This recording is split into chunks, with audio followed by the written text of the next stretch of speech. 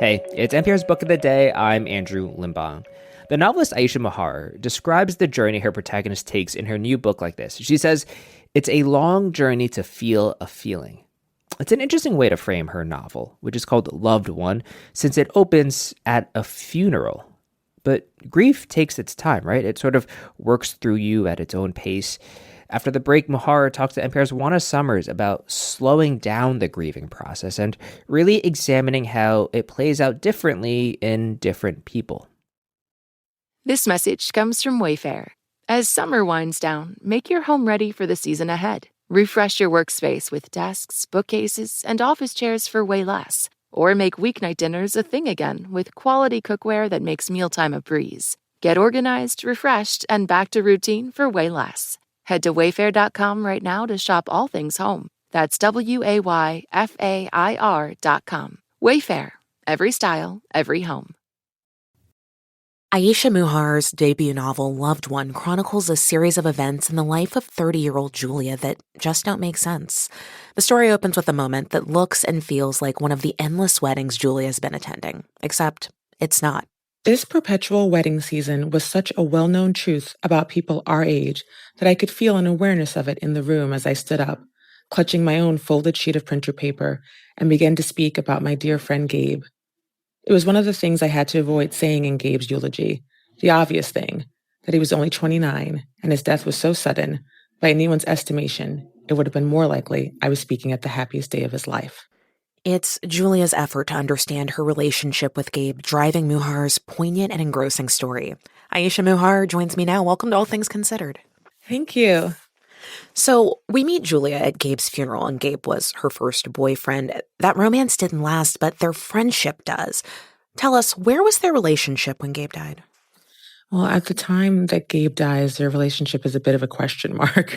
And that is what Julia is dealing with. Because for nearly a decade, she and Gabe have been friends since they briefly dated. And then things get a little more complicated before he dies. And we learn more about that as the book goes on. But for Julia, it's difficult because in a moment of loss, you want to remember someone in the best way possible.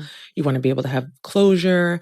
And instead, it ends up being this ambiguous loss. And ambiguous loss is different from just a standard loss. An ambiguous loss, someone dies and things are left unsaid, or there's a sudden rupture in a relationship. And it's hard to find closure and resolve issues in a relationship when the other person has passed away.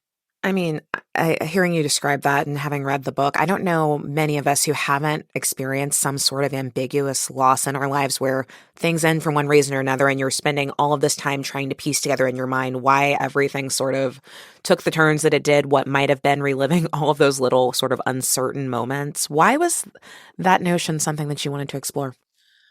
I find uncertainty to be a very interesting topic when writing.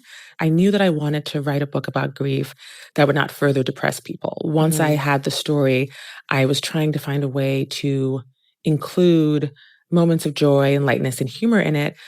But also, I found that for all of the characters, because they're all in some way experiencing that loss of Gabe, and even Gabe in the book is at a crossroads in his career and is in a moment of uncertainty as well. And it makes some people reactive, it makes some people shut down, but it's just an interesting area that I wanted to look at. So we meet Julia at Gabe's funeral, but Julia also meets Elizabeth for the first time. Tell us who Elizabeth is and why their meeting is so confusing for Julia. Well, Elizabeth is about 7 years older than Julia and Gabe, and she's this kind of cool, self-possessed restaurant owner and florist. She's accomplished a lot. She's British. She lives in London, and she is also sober and is very blunt with things that she Yeah. says because part of her recovery has been to be very honest with people. And her interaction with Julia is unsettling because she says to her, when Julia goes to introduce herself, I know exactly who you are, and I know who you were to Gabe. It's something immediately a defense of who does this woman think she is? What does she know about me? And also, well, maybe she does know something, especially because Julia's in this place of uncertainty and unsure what was going on exactly with Gabe before he died. And it's kind of that tension between them where, in order to get more information, which they both want, they do have to find a way to communicate with each other. I mean, The story is just so subtle and elegant. And one of the things that I loved is that Loved One, it's all about grief. And yet there is very little, almost no direct conversation about grief itself. Why did you take that approach? Well, I've experienced loss in my own life, and there are many books about grief now, but when I started writing the book, there weren't as many books that dealt with grief directly in literary fiction. I wanted to write a book about grief that if you were experiencing loss, you could read it and not feel more depressed by the end. Yeah. I wanted to write something that was about loss, but was very much centered in life. Because the other thing about loss is that life does go on around you, as difficult as it may be.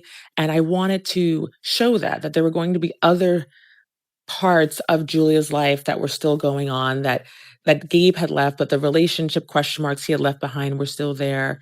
And I felt that the way to express that in the book would come from how people naturally behave. Like you are in one moment thinking about someone who's not there anymore. And then another moment, someone's asking you what you want for dinner. And it goes back and forth.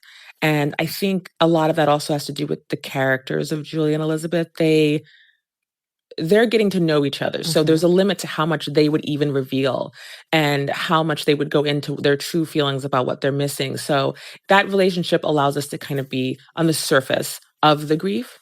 I guess one thing I wonder is in constructing these characters and researching this book, did it at all change the way that you think about grief yourself and the ways that you've experienced it in the past?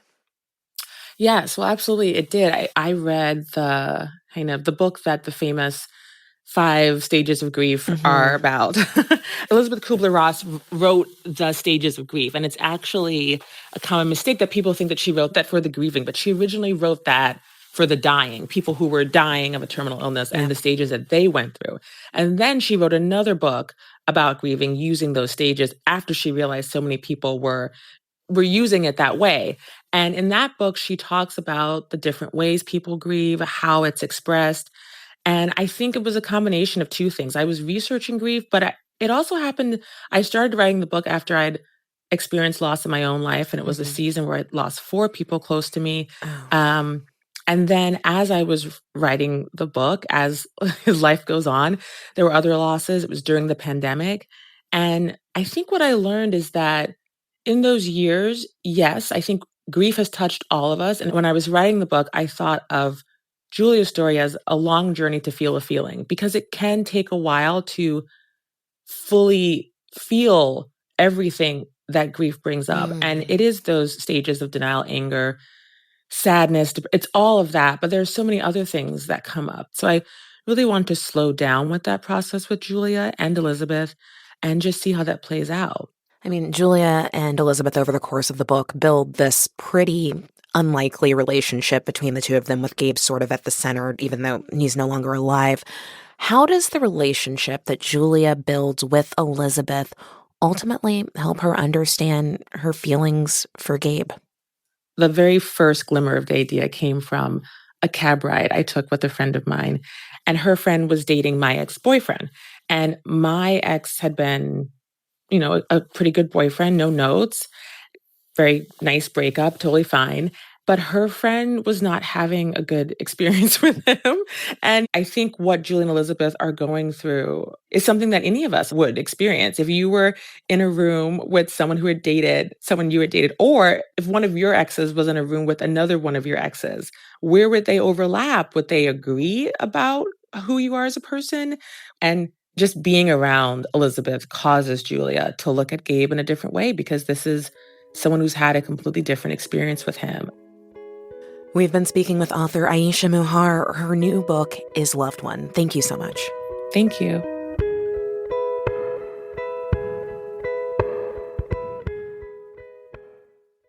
This message comes from Schwab. At Schwab, how you invest is your choice, not theirs. That's why when it comes to managing your wealth, Schwab gives you more choices. You can invest and trade on your own. Plus, get advice and more comprehensive wealth solutions to help meet your unique needs. With award-winning service, low costs, and transparent advice, you can manage your wealth your way at Schwab. Visit schwab.com to learn more.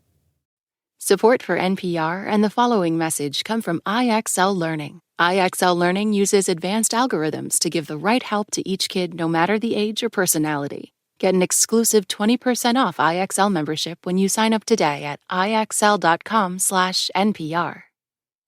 This message comes from Warby Parker, prescription eyewear that's expertly crafted and unexpectedly affordable. Glasses designed in-house from premium materials starting at just $95, including prescription lenses. Stop by a Warby Parker store near you.